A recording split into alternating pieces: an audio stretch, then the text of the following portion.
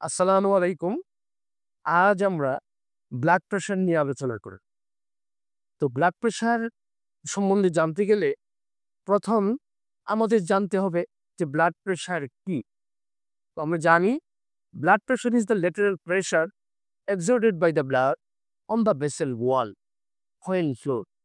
অর্থাৎ ব্লাড যখন শরীরে হার্ট যখন পাম্প করে ব্লাড সারা শরীরে পৌঁছে দেয়, তখন যে আর্টারির গায়ে ব্লাড ভেসেলের গায়ে যে প্রেশার পড়ে ল্যাটারালি, সেটাই হলো ব্লাড প্রেশার।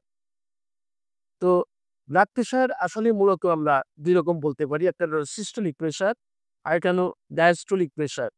সিস্টোলিক প্রেশার হলো হার্ট যখন পাম্প করে বডিতে ব্লাডটাকে ছি আ ছড়িয়ে দেয়, তখন যে প্রেশারটা হয় সেটা হলো সিস্টোলিক প্রেশার। এবং যখন আবার হার্ট ব্লাডটাকে নিচের দিকে টেনে নেয়, তখন যে প্রেশারটা ল্যাটারালি ব্লাড ভেসেলের গায়ে পড়ে, সেটা হলো ডায়াস্টোলিক প্রেশার। তো আমরা জানি ব্লাড প্রেশার সাধারণত এই ২ রকম হয়।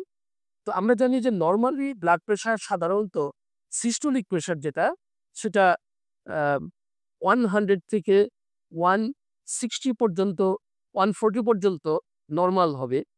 ওয়া 100 থেকে 140 হলো নরমাল রেঞ্জ। এটা হলো in case of systolic pressure.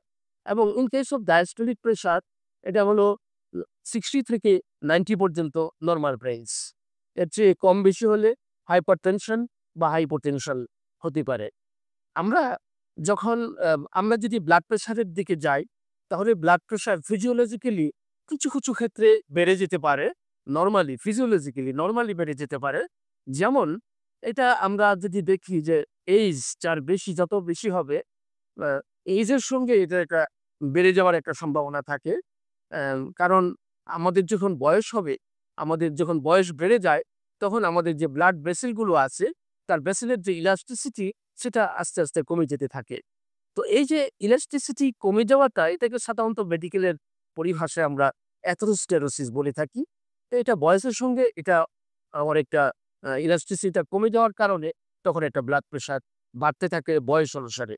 আবার আমরা যদি দেখি যে ফিজিওলজিক্যালি আরেকটা দিক, সেটা হলো যে আম আমরা জানি যে মহিলাদের 10% পুরুষের চেয়ে সাধারণত ব্লাড প্রেশার লেস থাকে। আর এছাড়া এটা হলো সেক্সের দিক থেকে যদি আমরা চিন্তা করি। তারপরে আমরা যখন এক্সারসাইজ করি, তখন আমাদের আ নরমালি আমাদের ব্লাড প্রেশার বেড়ে যেতে পারে। এবং আমরা সাধারণত যখন খাবার খাই, খাবার খাওয়ার পরেও ব্লাড প্রেশার বাড়তে পারে। তো এই সমস্ত ফিজিওলজিক্যাল বিষয়গুলো এখানে ব্লাড প্রেশার বাড়া বা কমার ক্ষেত্রে কাজ করে। তো আজকে আমরা দেখব যে ব্লাড প্রেশারের যন্ত্রের সঙ্গে পরিচিত হব। কিভাবে এই যন্ত্রটা, আম কি পার্টস আছে, কিভাবে এটাকে ব্যবহার করতে হয়,